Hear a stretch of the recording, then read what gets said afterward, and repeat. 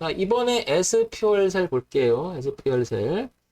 자, SPL셀을 보게 되면 일단은 왼쪽 위가 월봉이고요. 그 다음에 여기 주봉이에요. 그죠? 오른쪽 위가. 그 다음에 아래 일봉이죠. 항상 먼저 이렇게 보게 되면 지금 시장의 위치를 보면 35,500원이에요. 그리고 보니까 월봉을 보니까 여기 4만 원대 초기 모습에 여기 저항이 한번 있었죠. 초창기에 그죠?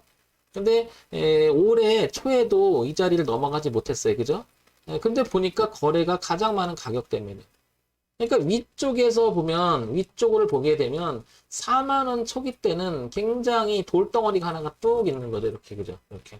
이런 자리를 강한 매물 저항대라고 하죠. 매물 저항대. 여기 보시면 거래가 제일 많았어요. 그러면 SP월셀은 여기 4만 원을 다시 돌파해주는 여부가 되게 중요한 가격대가 돼버렸어요. 그죠? 이렇게. 그래서 공이 이 부분을 다시 돌파해 줄 것이냐. 그러니까 저항대가 생겨버리는 것은 배열 자체를 역배열로 지금 돌아가고 있다. 이렇게 볼 수가 있겠죠. 그래서 이걸 한 번 더 그리게 되면 이런 저항이 생겨버린 거죠. 현재 상황에서. 그죠? 그리고 이런 저항이 생긴 거죠. 이거는 흐름의 저항인 거고 이건 그 전에 저항이었던 자리 그 다음에 매물 저항까지 돼버렸어요. 이거 가장 거래가 많았던 자리죠. 그죠? 이렇게. 그러니까 SP월셀은 4만 원을 안착하는지 여부가 지금 관건이 된 겁니다. 그죠? 그 다음에 뒤를 볼게요. 뒤를 보니까 여기 25,000원 자리가 그 전에 굉장히 중요한 자리였음을 알 수 있고요.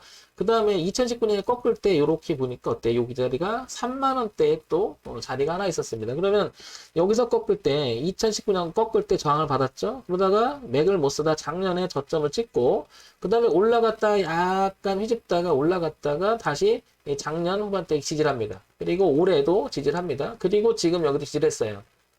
그리고 흐름을 바꾸기 시작했던 자리는 이렇게 내려오던 흐름을 바꾼 자리가 바로 여기에요. 그죠? 25,000원대. 그러니까 얘는 아래쪽에 보니까 25,000원과 2만원 사이가 이렇게 튼튼하게 지지가 있어요. 그러면 SP월셀을 기술적 분석으로 지금 생각을 해보면 25,000원에서 4만원 초기대가 지금 이렇게 위에는 저항이 있고요. 그죠? 아래는 지지가 생겨버렸습니다. 그래서 지금 주가는 35,000원 거의 중간에 있음을 알 수 있죠.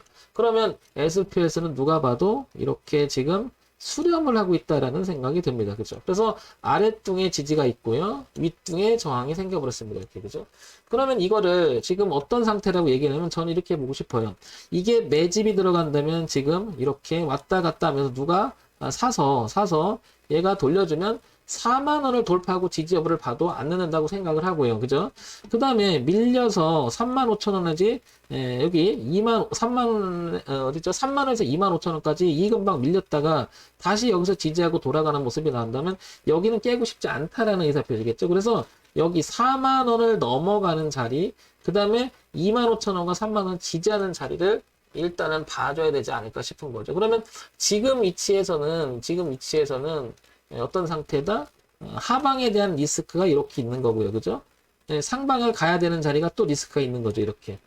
그러니까 아예 저점에서 신규 진입을 생각해 보는 방법. 그 다음에 아예 이 강한 매물과 그 다음에 지지와 저항을 돌파시킨 3원대를 뚫어놓고 돌파시켜 놓고 지지를 보고 하든지. 그러니까 아예 싸게 진입을 생각해 보든지, 여기 확인하고 생각하든지, 아니면 돌파를 확인하고 위에 사든지, 뭐 이런 생각을 해볼 수 있다라고 생각을 해요. 여기 위치에서는.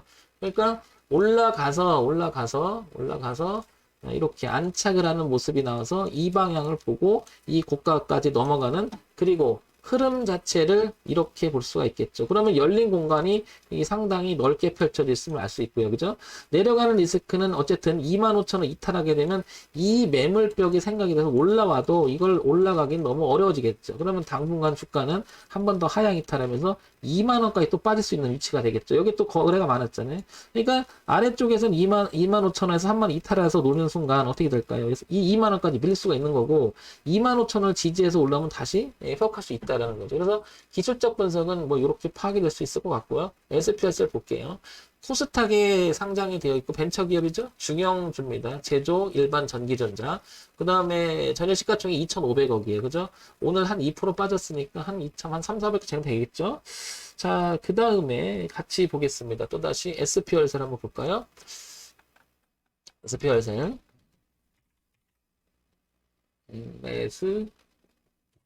SQL셀 한번 볼게요. 자, 신재생 에너지, 건물용, 발전용, 수소, 연료전지, 뭐 이런 거죠. 이게 뭐 수소 관련 얘기. 그 다음에 재무정보 보겠습니다. 2019년 작년, 그 다음에 후반기 때 실적이에요. 그죠? 158억, 98억, 올해 전반기 때 90억, 88억인데 어땠습니까? 조금 줄었죠. 그죠? 그러나 뭐 완전 마이너스는 아니에요. 그죠? 완전 마이너스는 아닌데 그냥 대롱대롱 합니다. 그죠? 다시 한번 볼게요. 이게 중형주로 분류가 돼 있는데 중형주 치고는 보시면 어때요? 매출액이 그다지 높지 않습니다. 그죠?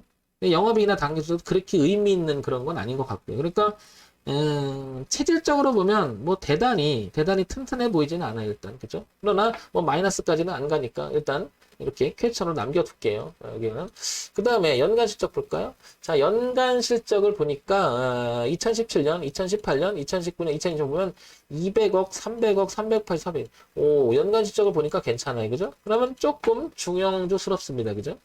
뭐 요 정도 실적에 요 정도 영업이라면 요거 단기술이라면 현재까지는 흐름이 괜찮아요. 그죠?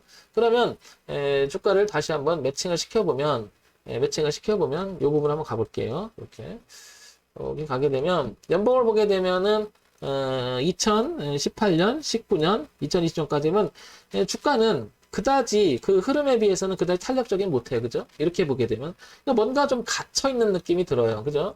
자, 그 다음에 시장에서 어떤 이야기를 오가는지 한번 볼까요? 쭉 보게 되면 SQL셀, 그죠? 청정에너지원 모듈을 연료전지 공개한다. 이게 나오고요. 신제품 획득 및 우수 디자인 선정했다. 나오고 수소 관련주. 자, 요거는 그전에도 나왔던 얘기겠죠? 이거 수소 관련주 정부 정책 발표에 두산 퓨얼셀, SQL셀 이렇게 강사를 펼쳤다. 이게 나오고요. 그죠? 수소주. 그죠?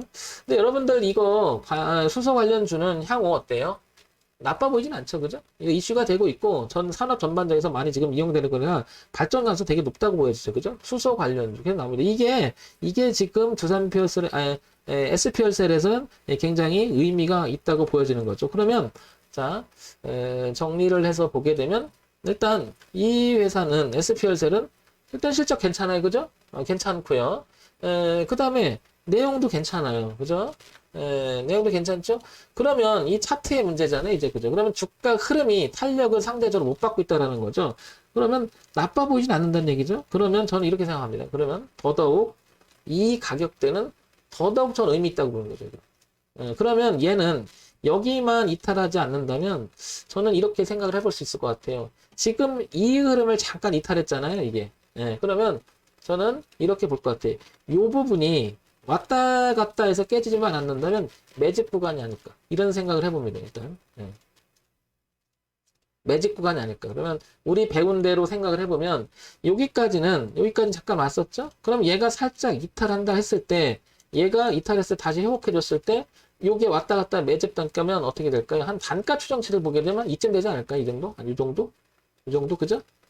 얘가 여기 내려와서 많이 노른다는 것은 오히려 이탈하고 나갈 수 있다는 생각이 들죠. 그죠? 안 좋으니까. 그런데 얘가 내려왔다 바로 회복해서 여기를 지지하는 모습이 나온다면 괜찮을 것 같고요.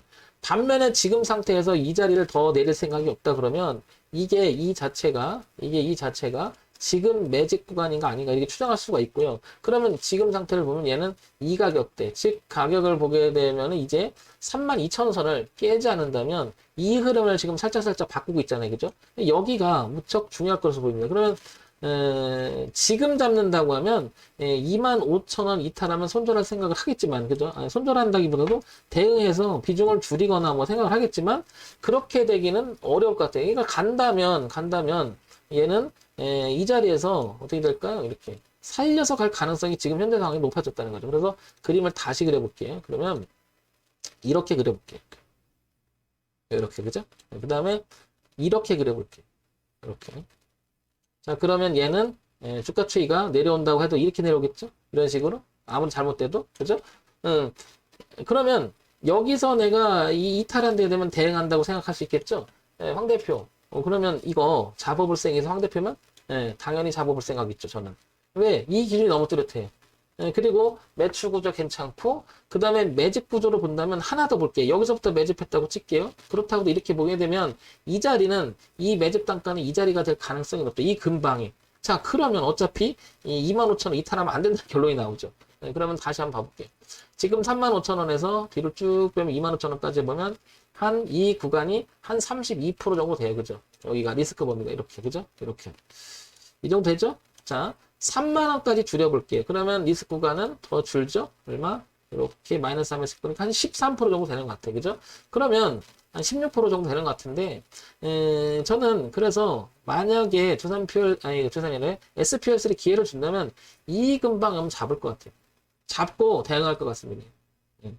충분히 값어치가 있다고 보여지는 거죠. 혹시 잘못돼도 뭐 이거를 그냥 인정하면 되죠. 그러면 손절 여기서 좀 주겠다는 뜻이고요. 그죠? 뭐 잡히면 기본적으로 4만 원을 부딪히겠죠. 설명드립니다. 여기 이제 매물벽이 있으니까요. 4만 원 넘어가게 되면 성장 가능성이 있어 보이죠. 자, 이런 방법이 있을 것 같고요. 만약에 얘가 안 오고 그냥 갈 수 있잖아요. 이렇게. 그죠? 여기까지.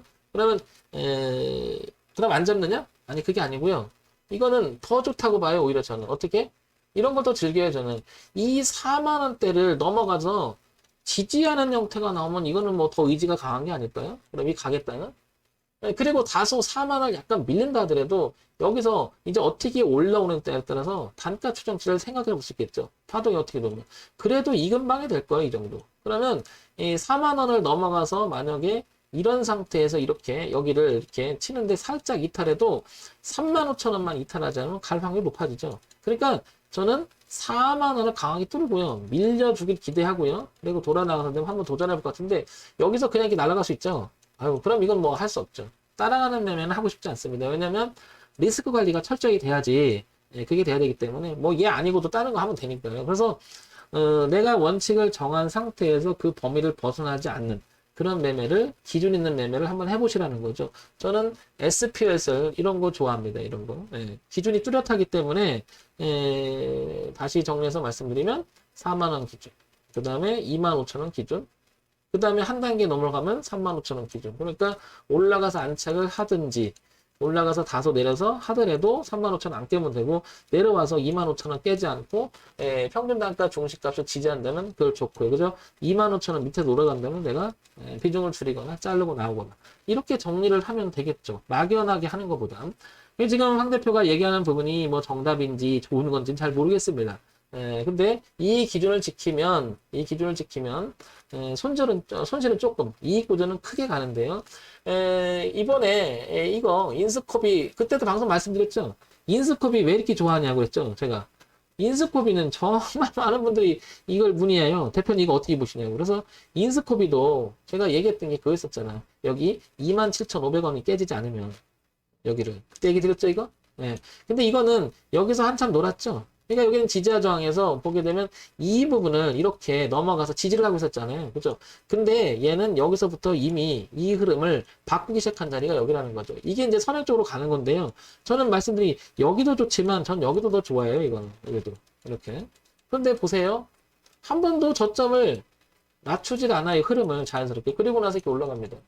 제가 이거 인스컵이 가지고 있는 분한테 얘기하기를 이런 얘기 드렸어요. 어떻게 되냐면 그때도 흐름을 보고 이런 얘기 드렸죠. 이렇게 그렸잖아요. 이렇게. 그래서 이렇게 여기서 반은 정리해주자. 여기서. 근데 이제 오버씩 났죠. 그럼 한 단계 더 보자. 최종 목표를 여기까지는 보되 여기서는 이제 분할 정산이 된 거고요. 여기까지 보는 거죠. 흐름상. 근데 이거를 갈 때 제가 늘 얘기했지만은 이거를 홀딩할 때는 어떻게 돼? 이 흐름을 깨지 않으면 들고 있어 보라고 그래요.